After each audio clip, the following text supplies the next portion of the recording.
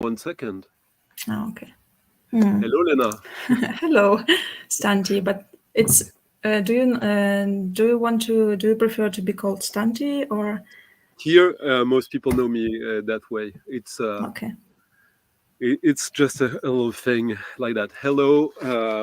So I'm so happy that you agreed to have a little conversation, because your record from last year really triggered a lot of feelings to me, and connected me with different things that I'm familiar with and other things I'm less so. And I'm of course talking about I Pni. What does that mean in Russian? I Pni and stumps. I think there is a translation to every name of the song, and this is one of the last. This is the last song. Okay, yeah. And it's called like and stumps. It's at the end line of the song that I Okay. sing. So this is the last word of So you the start record. with the end. Yes. So this is the most abstract name that I could find. So we talked a little bit of. I told you how I connected with this through bands that are like Pram and Piano Magic that are dear to me, but not just to me. That have been working in the fields of like the whimsical, the hypnagogic, like the memories of something that not that maybe didn't even exist. And of course you have a culture that is quite unique, or quite specific at least, which is, I described it in a very lazy way for the video as a post-industrial Soviet folklore lullabies. Yeah, I did grow up in the post-Soviet industrial area. I would say it was like like this, and all the Soviet things I had on my shelves. They were left there, but at the same time, these 90s were coming, and MTV and everything that could get to us. It was like a mixture of this Soviet and post-Soviet culture, and this new music culture, and keyboards that I could buy and try. So this started actually, as you said, somewhere there in the post-Soviet area. Yeah, and so this is how I discovered you, and how I guess a lot of people discovered you. But you've been producing music for at least 12 years. Yeah, I think more. I mean, it was there like photography on Discogs. I could find stuff up to 12 years ago. Yes. I mean, what I've put on Bandcamp and so on. Yeah. So it started long time ago with 2-chord pieces on my keyboard, or some melancholic pieces, or making some melodies and just writing them down, and that was it. But really, I did start making music when I get in contact to a person who made music at the moment. So we started with a duo, which was called, first it was called, you haven't heard about it, Swing with a Carrot, and then it went to Dva Zagorodnyh Doma, and then it was released on a tape, on Gorty tapes. Actually, we had a split of the both bands of us. Like on the one side, it was the one band, our duo, and the other side was the same duo of us. It was a funny thing, the first release of mine. And even if now you're living in Germany, but back then I suppose it was still in Russia, right? Yeah, at that time it was still in Russia, and then I moved to Germany in 2014, and then I made many of my records there.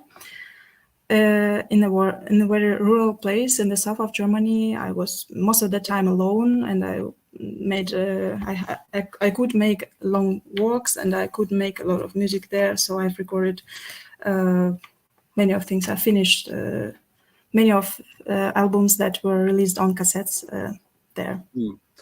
There's something that while looking for information about your music before even we started to talk, that I discovered that I had already heard about. It's a marketing name, but still maybe it's something, maybe it's a scene.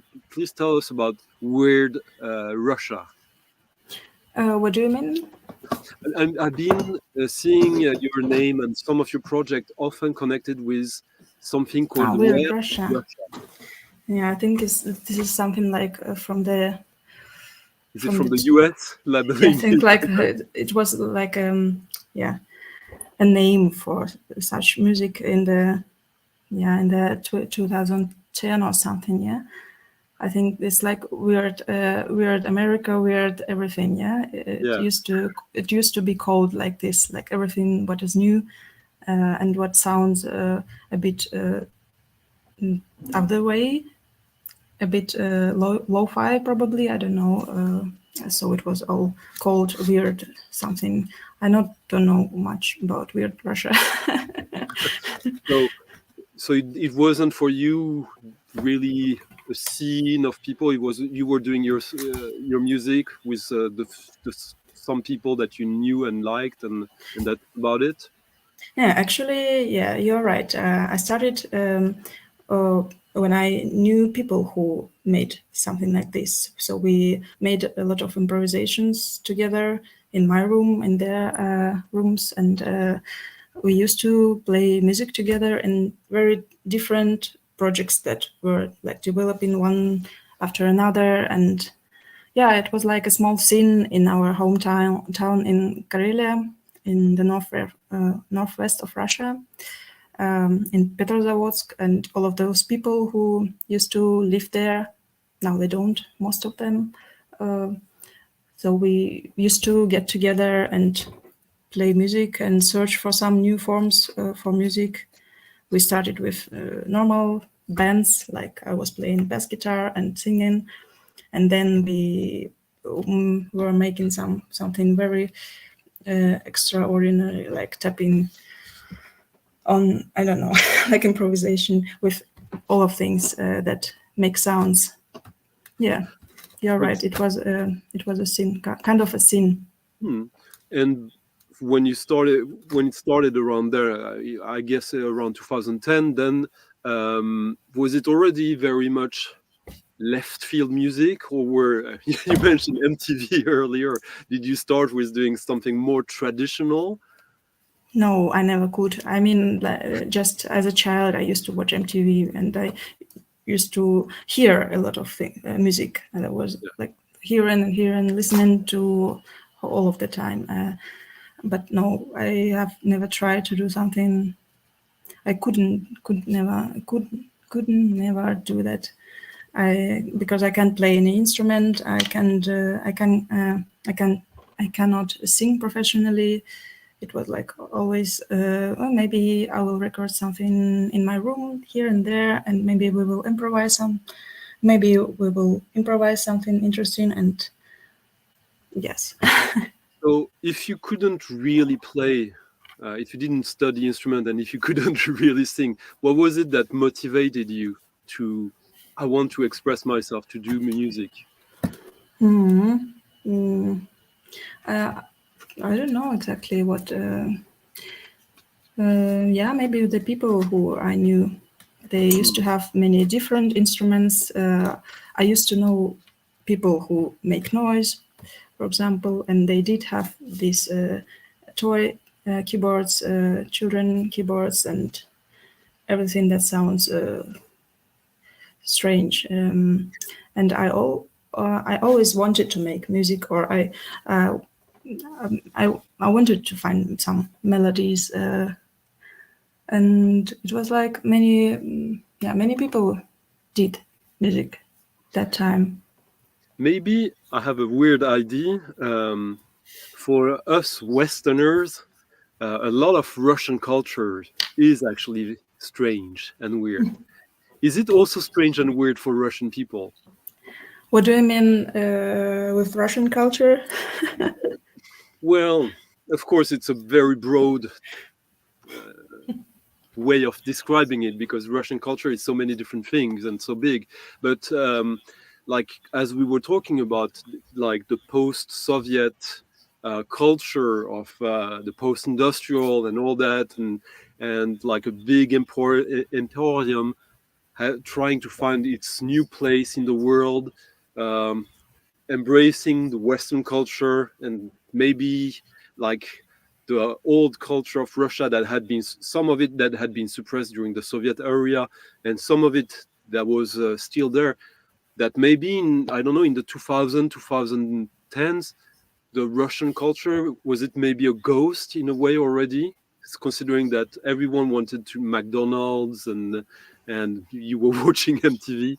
Yeah, it's very globalized as every culture, I think, and I don't know what Russian culture is actually. It's yeah, I think it was from the beginning of my childhood very globalized and very mixed with everything that flowed from the west, and we have always searched for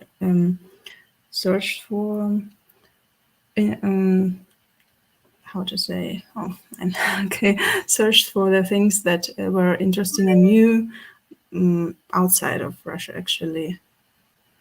Yeah, but the thing that strikes me is that, like, of course you didn't like, I've listened to some of the older stuff I could find from you, and it is still you're using what you have, and as you say that, like, basically you approach music a little bit like a punk. I'm gonna do what I can with what I get, with what I can find my hands on.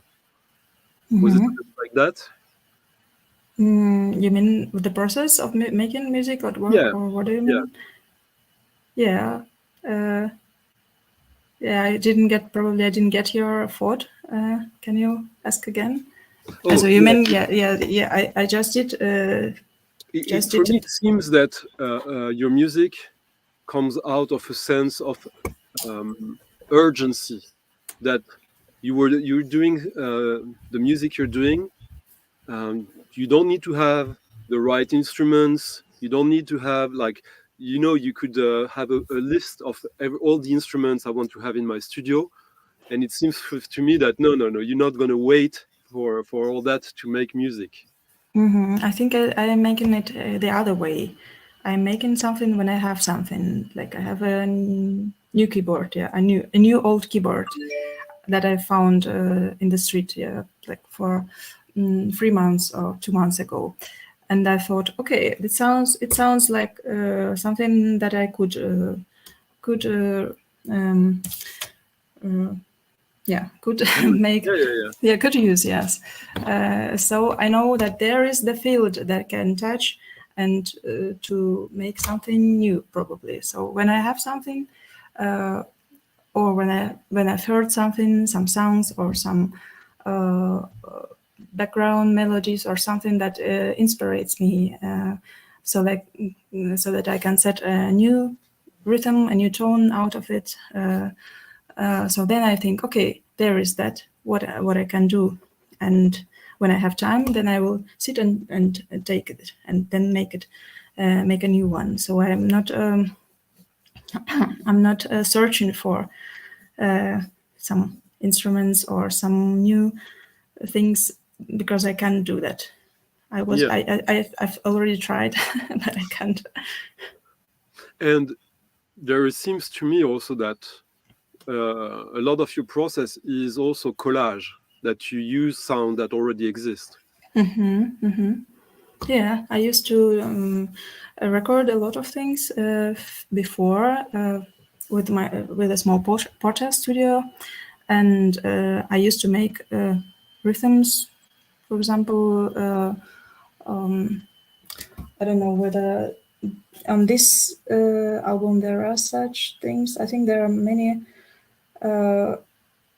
on the album before where I used the sound of a creaking door in the cellar that I recorded and then made a rhythm out of it, and everything that sounded rhythmically for me, but not only outside, but also in the old movies I've watched, and it was like some background melodies or footsteps or sea waves or everything that could come. And I thought, okay, wow, that sounded like really like something that I could use.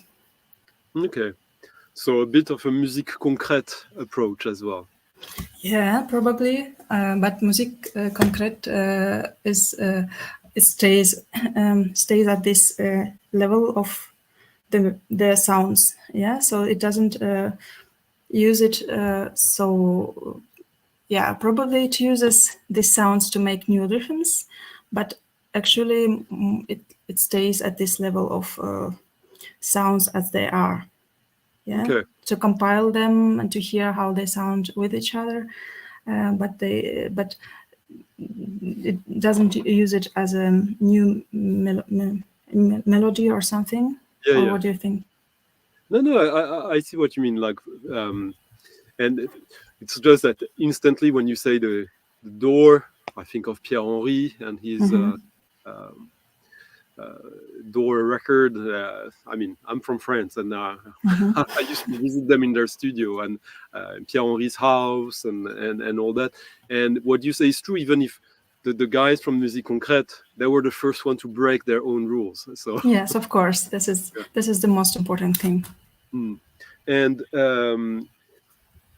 at the same time, so basically, that's what I kind of feel, that like you could make music with just about anything, and a lot of it would sound like you. But you throughout everything I've heard of you, even if you've moved away from Russia, you moved to almost 10 years ago to Germany, Mm-hmm. referencing, like using Russian language or Mm. Russian movies, or Mm. maybe stuff that I don't even understand. Maybe I don't know the clues or the codes. It is at the heart, or maybe not at the heart, but it is a very important aspect of your music. Mm. Yeah, I thought I used to sing in English as well, as I was like 15 years ago. I was making music in my room. I was opening like English books for children, and I used to take the lines that I felt like they're what I want to sing about. And then I changed to Russian. I switched to Russian because I felt like I can express myself better in this language because this means for me more Hmm. because this is my mother language, and that's why I thought. And yeah, I thought it sounds naturally when I sing in my mother language as when I sing in English, for example. Before we were live, we talked a little bit about, quickly, you and I, about your background, where you're coming from in Russia. And when I listen to this music and to other records you've done, um, I get it's quite abstract feeling of listening to memories. And I'm glad you like the feeling. yeah, and we didn't talk about that though. And as you have background from the Kareli in which is the most Scandinavian part of of Russia, or the least Russian part of that, depending on how you look at it. Like how, even if you don't live there anymore, what is left from that culture in Kot Kot? Yes, first of all, the lyrics that I use, they are like coming from the post-Soviet time, from my childhood, where I used to have these Soviet books for children with poetry or small stories about nature or something which what children usually don't read. Or so this Yeah, is like normal to have that, and these books, they were lying there on my shelves, and I used to, and I still used to use them to make lyrics and texts for the songs. So I've taken a couple of those books with me when I moved to. So from there, what I sing about. This is okay, from my childhood, or from those books about nature, some poetic, very idealistic poems of poets from the 19th and 20th century. Yeah. So this comes from there. it's funny because like when you don't understand anything of Russian like me, I get maybe I don't know anything about the text, the content, but I get a sense of something quite innocent, quite idealistic, as you use the word as well. Just through the emotion I get from the way you sing, and I have Interesting. no idea about what is in the. Yeah, interesting that it remains the same, even if you don't know the language. Yes, but it is very important for me what I sing, and I asked even asked Peter from Aguirre to put the lyrics on the Bandcamp so that people could probably copy and paste, and probably have an idea of what I sing about. But it didn't work. As I wanted. So, but that is why I always ask the labels to make the texts, to print the text so that Yeah, people could see.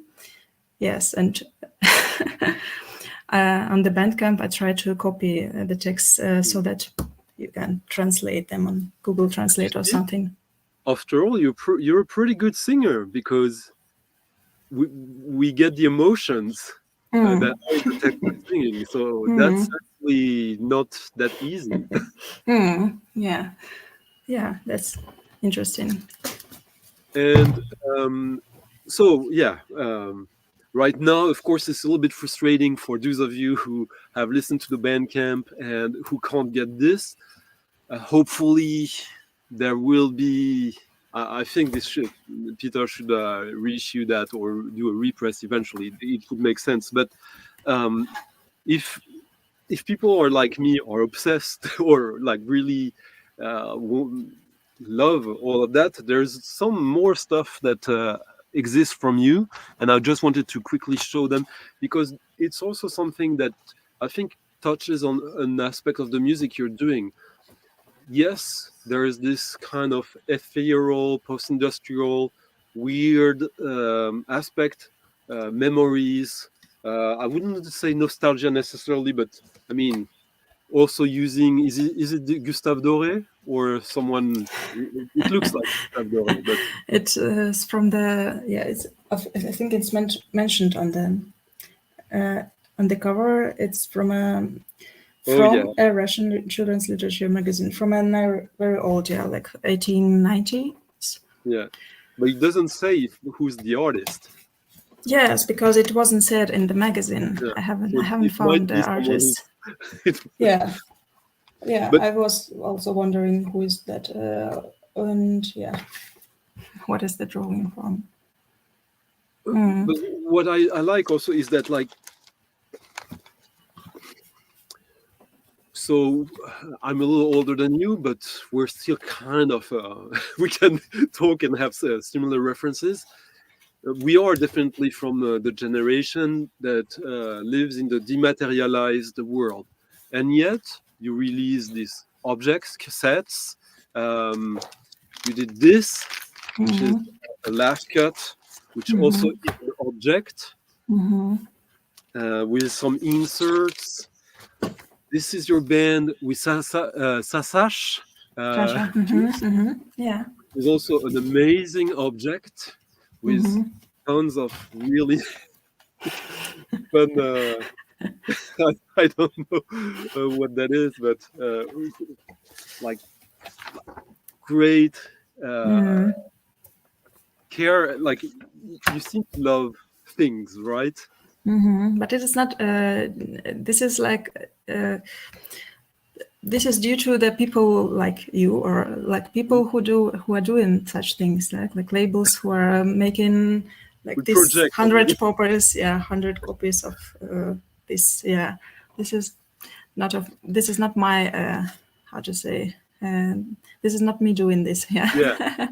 but I'm glad those people exist who still make cassettes, who still make vinyls and latte cuts and everything. And yeah, but I think it doesn't matter in which century we are living. It's like the object, yeah, as you said. This is more important, like some link somewhere there. But I think what I'm saying, and that is pure ideology, but you are told. I'm not saying I'm right, but for the kind of music you've been doing for the past decade, I guess connecting it with an object makes a lot of sense. Probably, yes. I think especially with such a type of an object that that is also not very common, like a tape, for example, but the vinyl as well.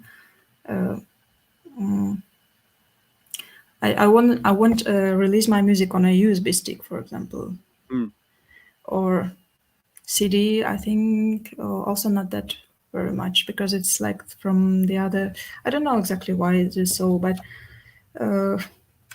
I think the sound of a tape or sound of the vinyl, it makes also a difference for my music as well. Here we have Jose, who has a ton of questions. He has a label in Mexico, and do you record everything directly to tape? To record everything to tape. Yeah, I used to do that before. I used to record. Now I do it through Porta Studio. I used to record everything directly to a tape, but it was then a horrible sound. I mean, because not because of the tape, but because I had a really bad recorder, like a very normal recorder. I've put it there and I sang and I played, and then I couldn't how to say, to separate the sounds of the singing of the music, and then it turned out that I sing too not too loud, and I couldn't do anything with that. But many early records were made that way. But after that, I started to separate, like singing and playing, and also I used various not very professional instruments and processors of sounds, and everything is like connected somehow. So I try to make it a bit more sound like something that can be that one can hear, like listen to, so that it's not that too noisy. Yeah, and that's, I guess, one of the challenges with the aesthetic of that kind of music, that you don't want to sound it too clean, but you also want people to hear what you put in the music, right? Yes. So then it comes like yes, of course, when I recorded on a portal studio, then it's digital actually, yeah. But I think when it comes to on a vinyl or to a cassette, it the sound gets better. Yeah. For that. And even for those who don't know, when you record to tape, you get, of course, the natural saturation you got with tape, which is that what most people understand as this warmness that might be in our head, but we still feel like it. And even if you do then a digital transfer of that tape, it's still the same. It will be there. So for those who don't know about that, the vinyl dreamscape had very similar feelings about not understanding the language and still getting the emotions from you. And Yeah, I'm Jose glad. had a very specific question for you. You not this one. This no, wait, this one. Ah, why? It's like a random. I can just show you. I think I probably have some there somewhere there in my wardrobe. I have some books from, and one of those books is from this author. This author. Sorry, I have to search for. I don't know whether I found some, but I will just show you some. Yeah, this is not like from her, but this is just like a random book, children book from that time, from the 1977, like from the Soviet time. And he has also made poems for children, and I used many of them, I think, in the songs because I You like know, the aesthetic. the concept of poetry for children, it's not very Western. Poetry in the Western world is most often for adults. But is it something that is quite natural and cultural in Russia? Yeah, I think that in the Soviet time, many poets they didn't they were not allowed to make their poems for adults because many things were forbidden, like nowadays in Russia as well. Like you couldn't say everything you wanted to say, to talk to tell something about against the regime, against or critically, to say something critically. So all the great poems, poets also could write poems for children, and they did that at those times when they were not allowed to express themselves other way. I think so. Yeah. Probably this is one of the reasons why there are so many poems for children. But the poems I use are also coming from the pre-revolutionary time. Actually, most of them are from the 19th century, but they were printed in the 20th century. But they're all like from the pre-Soviet time, actually. Because poem for children from the 19th century, okay, this is not controversial. That we can print and distribute.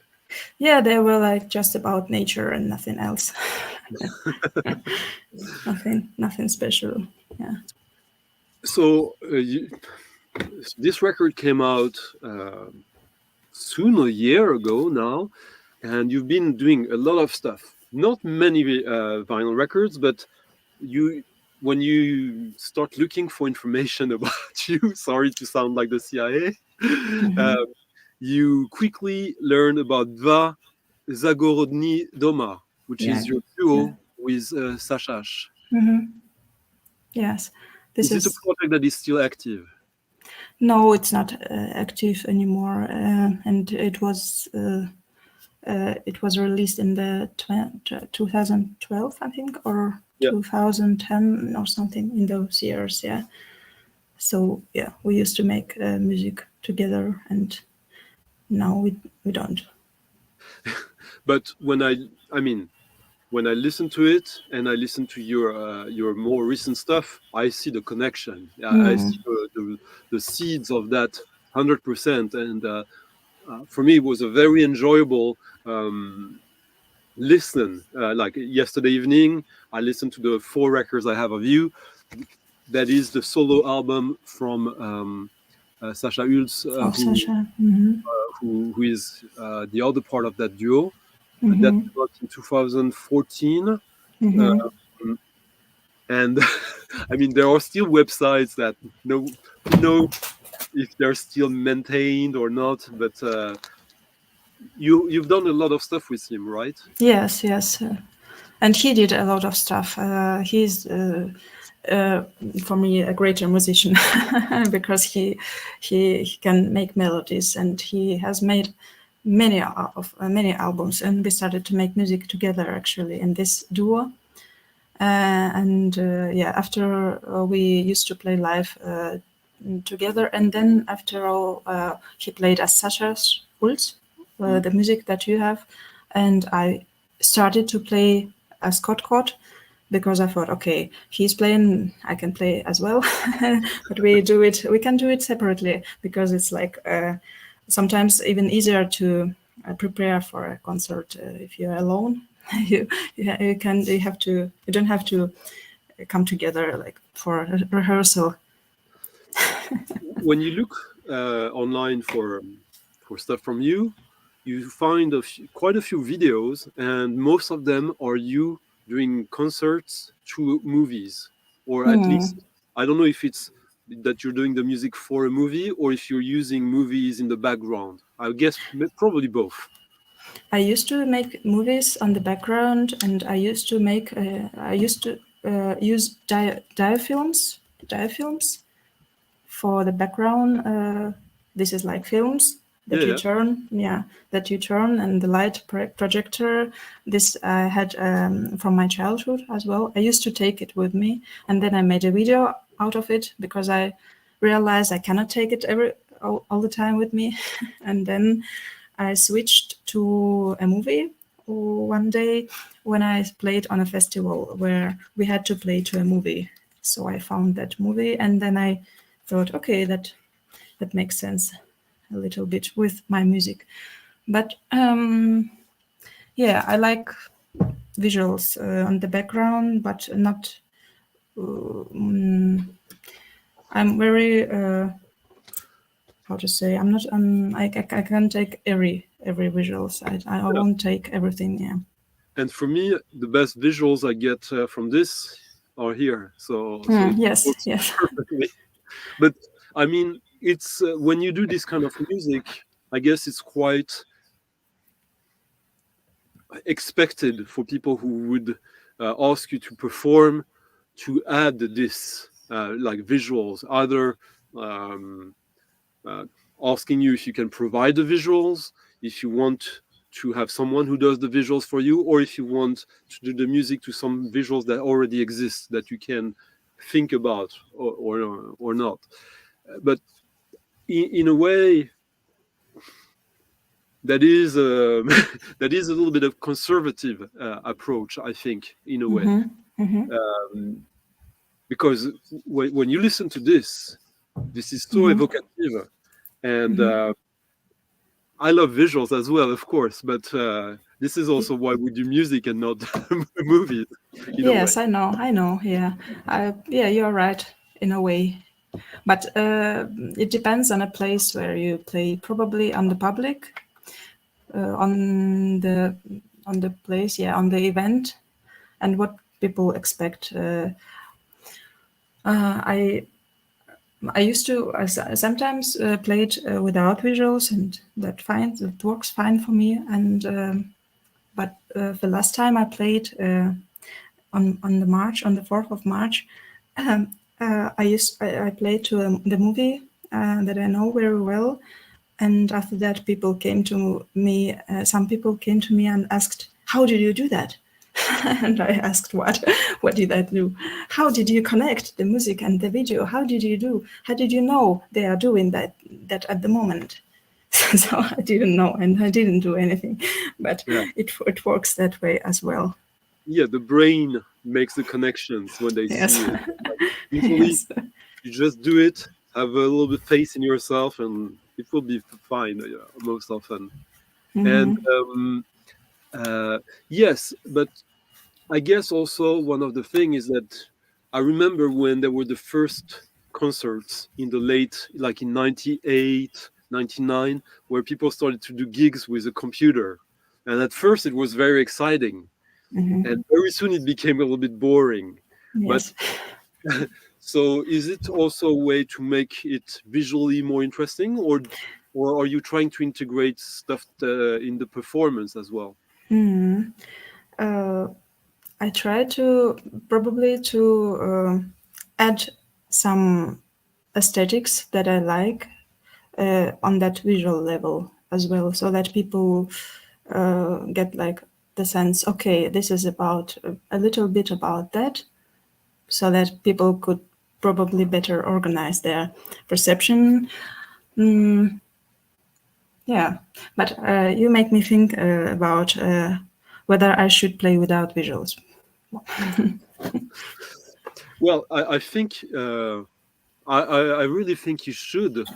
You could, but you need to create probably something quite strong or quite minimalist in the terms of what you show. Then, in the, Mm. I mean, Hmm. you know Probably, better. yeah. Yes, I will rethink that. I'm always in the process, especially since the last a live show I played. I was already thinking, okay, should I make another one? Should I change it? Should I do something? Yeah, not that like, okay, this is a movie. Watch the movie and something like that. Yeah. And actually, is this an album or is it a collection of tracks? This is an album. Yes, Okay. I've yes. What do you mean? What is the difference?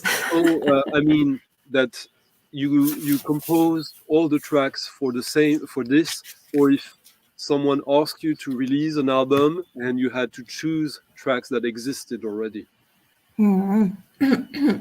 I usually, yeah, I just record things that come, and then I see, okay, this is now something like for 40 minutes or something like for 20 minutes, and I think that I've done enough in this period of time so that I can end it, so that we can release it at this point. And so the next, like, what I'm trying to what I'm thinking about when I talk about that with you is, have you performed this? Yeah, I mean the whole album. You mean Mm, the whole album or yeah. what? Yeah, I mean, live. Have is this something that, like, if tomorrow you are playing live in Mhm. Stockholm or Mhm. in Mhm. London, what would be left from that? Yes, some of things I I've already been playing before the album was released. So I used to play Landesschrie, the first track, and Ottipil, the sixth track, and some of the other as well. It depends on how hard it is to play it live. Hmm. So I Because you usually take some of the tracks from different albums. okay, because you obviously you're singing as well. You're using your voice live. I assume. Hmm. Yeah. Yes. So that depends on what on depends on how I recorded that. Was it a very difficult process? Can I can I make it live, or I cannot make it live? Some things I cannot repeat. Some things.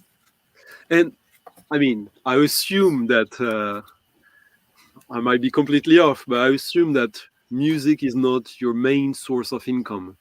Yes, of course not. But and of course, when you're a musician these days, like the biggest source of income is if you play live, usually, because Mm. 300 copies of this, even if people are paying a lot of money for that now, it doesn't go to you directly. Uh, Yes.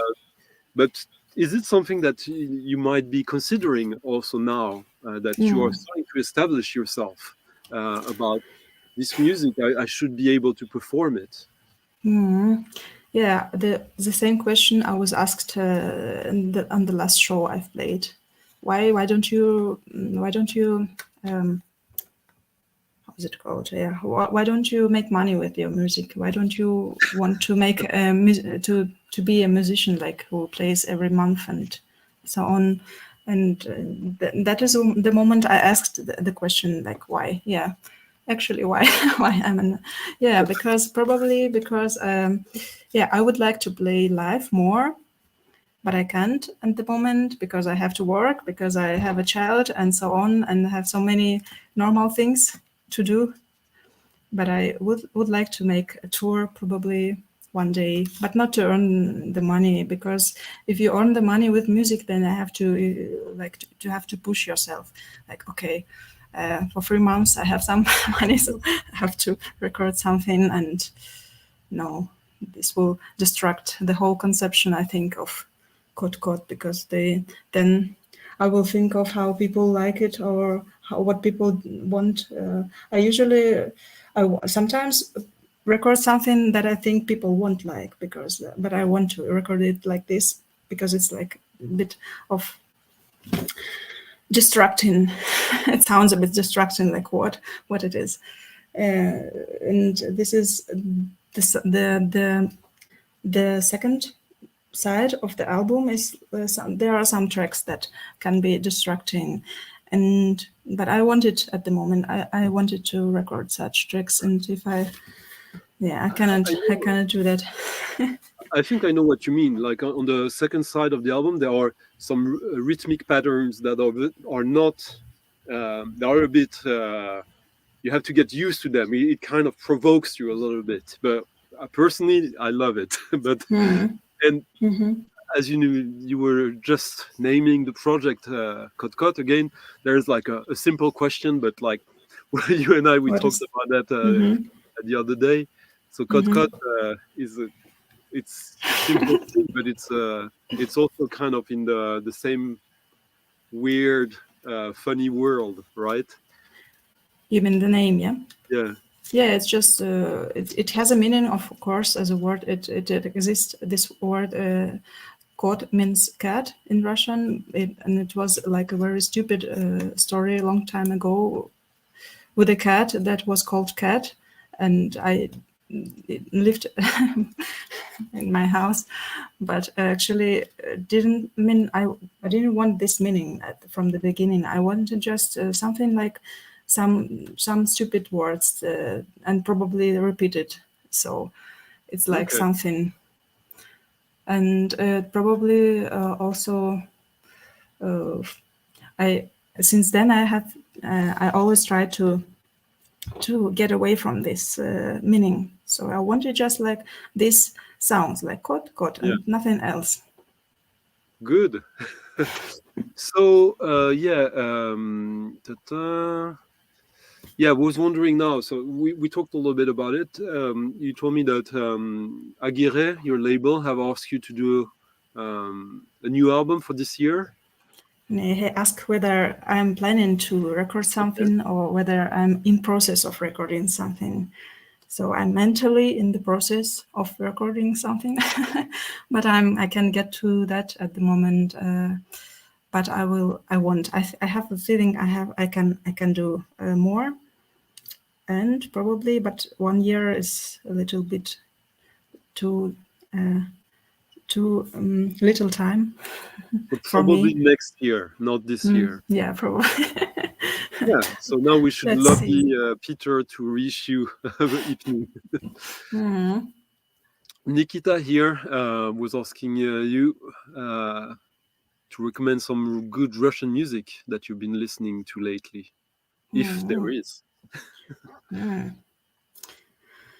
Yeah, it's difficult with Russian scene because I don't usually listen to the music like it is as it is, like one band, another band. Which one I the music, the Russian music that I'm inspired from is usually the music from the films. and I used to make like some kind of mixtapes of music that I really like from the films, and there are as well some Russian music, Soviet music from the films as well. Yeah, and this is what inspired me. But I think that this is very difficult for me to find bands or musicians who play nowadays, which I really listen to, because I don't usually Yeah. listen to music Which in this brings us way. to Luis' question. How deep is the influence of the Russian music school, traditional and classical work? Yeah, film music Hmm. is has influenced me very much. So Is the it like Artemiev? composers, hmm? Is it like Artemiev? Yeah, of course, as well. Yeah, so all the compositions that used to make film music for the Soviet films, and yeah, for many films from the 20th century, actually.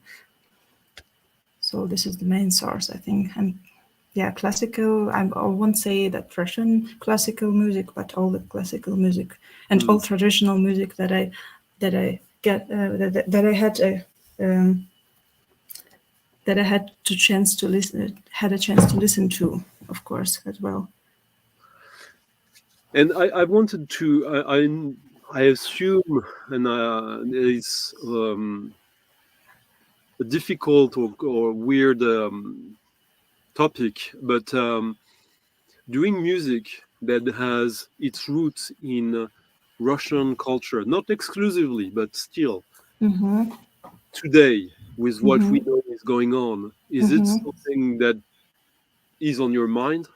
Yes, of course. I'm thinking about it uh, in that way that I think all Russian artists and musicians and whatever have to come out of their usual usual forms that they used to have of this abstract music or something art. They have to be more political, I think.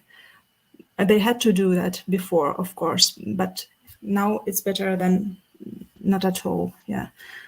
So I think I think as well about my lyrics. I can't sing.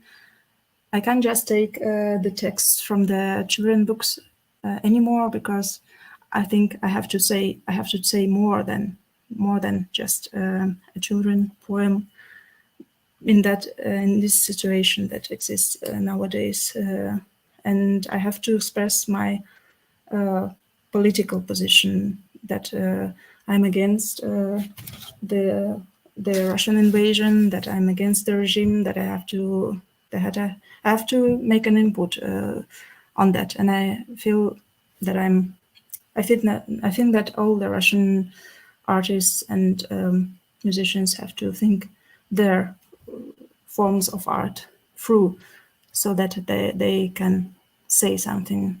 They have to say something. So I was thought that the new album will be something different in the way of lyrics than it has been before. Okay. I was thinking when we were talking earlier about the poems from the past and during the Soviet time, how maybe okay, you're making poems for children, but maybe you're hiding a secret meaning. And basically, it's fun. It's weird to think that like we had the punk of the 70s and 80s, and people being very frontal about their critique of society in art, and now it's almost like we're back to Molière, to theater from the 1600s, where you have to hide the critique that it's there if you know how to think. But and because I guess that in your music, the all the music I've heard from you so far, it would feel a little bit out of place to be frontal about a critique of the regime or something like that. You'd probably have to find a much more subtle way. Yes, I think yes, I'm thinking about it now, and I'm searching for. I was thinking about poetry, anti-war poetry, and probably I will use that, or I will ask to use that, and I will still cut the poems so that they are not like frontal, but they still have this feeling of what they want to say. So I will try. I will look for. And currently, are you only? I mean, you have a job, you have a young child. So, is there any other musical projects you have outside of Kot Kot, or is it just Kot Kot these days? Yeah, I did compilation, not a compilation. How is it called? With Collaboration? collaboration, yes, with Spectral Park, with a musician from the UK, and we've made a cassette together. And then we continued to do that. Actually, we have some other records that are not released yet, and we have always been thinking of continuing, and we were like always writing, okay, let's do that, let's continue. So probably it will also go further.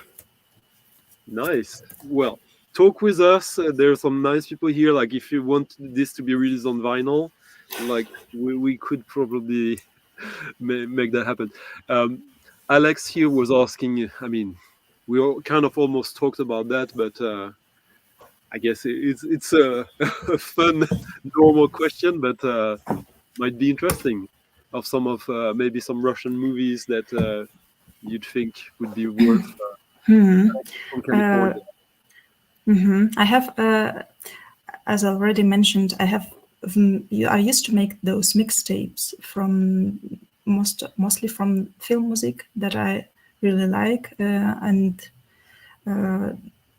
some pieces from the movies, some parts, yeah, music parts, and there are also, this is all I've put it all on Mixcloud, so you can probably search for me Kot Kot sings, Oh, and then I'll put the link after. I'll mhm, add it to the description of. so there are some of those weird films I used to watch a lot, and that inspired me and my music as well. And you can just go through the list and just take some. Okay, this is probably this film I could probably find somewhere and watch, because most of them are old or from the 20th century, and there are so many of them. Yeah, I cannot even list. I have to get to my list. I have like the big list of films, so I have to go through it and search for recommendations, but I can't tell like this. Yeah. Christopher here asked, "Is there a way to buy your record online?" we already kind of talked about that, but at least I put the Bandcamp of your Bandcamp in the description. You can listen there. You can also buy it digitally and hope for the best, hope for more record. But a lot of the viewers here are silly like me. We focus on the physical media, and but yeah, so we got good news that like there's this project with this UK artist that is going on, and Probably. hopefully a new album on Aguirre or elsewhere or more. Yeah, but And it will take time, definitely. And I still have some artist copies of this LP. And people who just search for that and can't find it, they can just write me an email, and we can just look for, that's because very generous of you. I know a few people here who will definitely contact you this evening. yes, and I was also thinking like I will sell the artist copies to raise some money for the Ukraine, and so that it will definitely be a good deal. Well, Lena, thank you so much for your time. I know it's not always easy because, well, you're a young mom, and He's sleeping now. It's okay. and I hope we'll have good reasons to talk to you soon again. Maybe if sometime we figure out um, maybe to do. I have a few ideas about like a sort of uh, small online festival. Like if Mm. maybe Mm-hmm. I'd ask you to do a little Mm-hmm. something for that. And well, thank you so much, and have a great evening, guys. Guys and girls, if you want to contact Lena, I'll maybe I don't put like there is the way to contact you directly. I guess if they Mm-hmm. contact you on the Bandcamp because it's your page, Mm-hmm. you will get Yes, the I think. message. Mm-hmm. All right. Yes, and thank you for your, yeah, for your interested for your interest for collecting some of the all of the vinyl copies of yeah, and for your It deep. really was my pleasure, and for me, discovering an album like that, like because that was my job, and it's kind of still is my job, and every year I listen to tens of thousands of releases, and sometimes people who kind of um, think music is not as good as before when I was young or blah blah blah. And for me, every year there are records that give me a lot of energy, that challenge me, that makes me excited, and that one was really one of the few records of last year that were, or not one of the few. There were lots of great records, but one that really was a constant excitement and inspiration. And a lot of people here obviously share the sentiment. Hmm. Yes, it was. It's also very inspiring for me to know that my music resonate with you, with people, and that was like amazing. I didn't expect that this album will like get so much resonation, and Mm. I'm, yeah. Thank you. I will do. I will make further because I know. Okay, okay, people like it. Thank you And for that. if you watch the video now or later, like the video if you liked it, leave comments to keep the discussion going. And if you want to support the channel, you can also leave a little tip in the coffee jar. It's the link in the description to support the channel. But just listen to Kot Kot, go to her Bandcamp or find her records and wait for the next ones as well. Thank you guys. Thank you, Lena. Thank you.